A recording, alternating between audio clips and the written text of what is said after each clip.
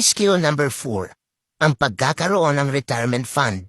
Hindi mo kailangan magtrabaho hanggang tumanda dahil deserving ka na magkaroon ng maginhawang buhay.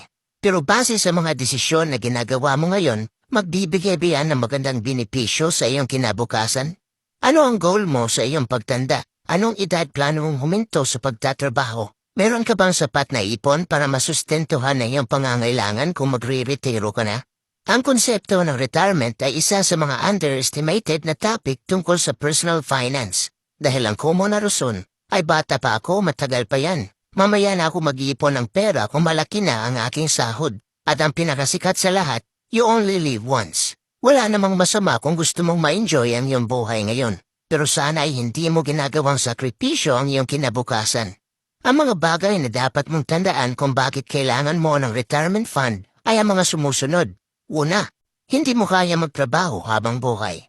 Kaya naman ay dapat meron kang sapat na pera na magagamit para sa iyong mga pangangailangan. At pangalawa, kaya mong alagaan ang iyong sarili at hindi aasa sa tulong pinansyal ng iyong mga anak.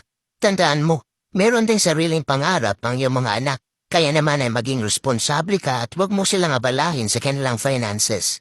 Ang mga mayayaman ay merong skills sa pag-iipon at pag-i-invest ng pera. Pero ang isa sa kanilang pinaghahandaan ng maaga ay ang kanilang retirement. Maaga silang gumagawa ng desisyon para sa ikakabuti ng kanilang kinabukasan.